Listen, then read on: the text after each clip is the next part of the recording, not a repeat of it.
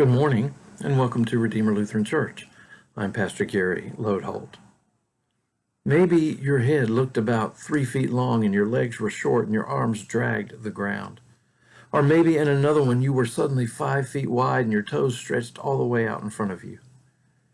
We called them funhouse mirrors, and they were always a lot of fun as they distorted our image and made the world so different from the world we know. This week we are looking at bad guys of the Bible, and I always think of those funhouse mirrors whenever I think of Annas and Caiaphas. Not that they were fun guys, indeed, far from it. And from where Jesus stood, they were trouble with a capital T. But you see, when they stood next to Jesus, the person they saw the most was themselves, and the image they saw was badly distorted. The really odd thing is that the Gospel of John tells us that when Jesus was arrested, they took him to Annas to be questioned. That might seem like a really odd thing to do because the high priest was Caiaphas. If you had a religious troublemaker, the right thing to do would be to take him to the high priest for judgment. But the first place they took Jesus was to Annas, and they knew exactly what they were doing. You see, Annas had actually been high priest before. According to Jewish law, appointment as the high priest was for life, and it was a position you were chosen for because of your devotion to God, at least until the Romans came. The Romans appointed their own choice to that role, and the one they chose about the time Jesus was born was Annas. He was a good politician, playing the game well. But then a new emperor came to power and deposed him. Annas was out. At least that's how it seemed. But in his place, over the next many years, 5 of his sons and 1 son-in-law served as the high priest in Israel.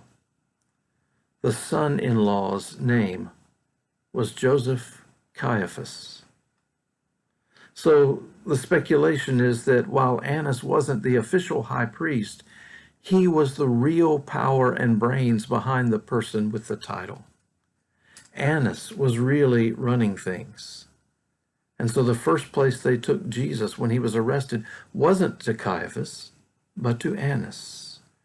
Everyone knew in the end the decision was his.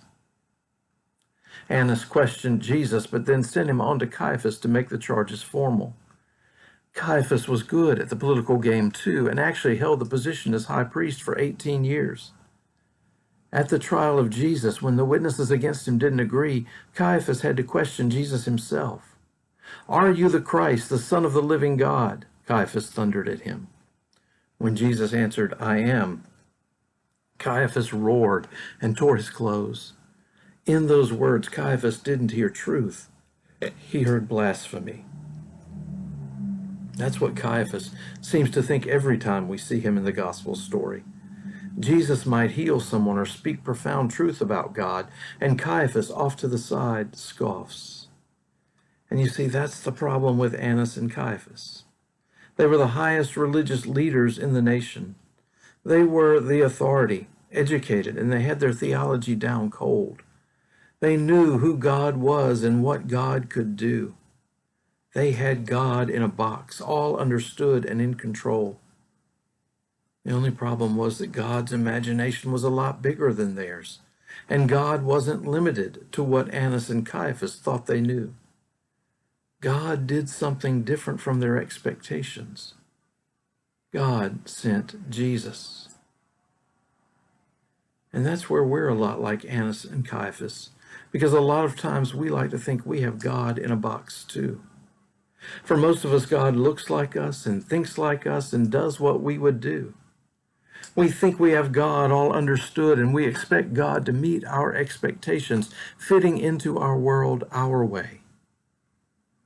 But it's not our world. It's God's. And God can't be tamed, and God can't be caged. God does things God's way, and that makes us uncomfortable, just like it did Annas and Caiaphas.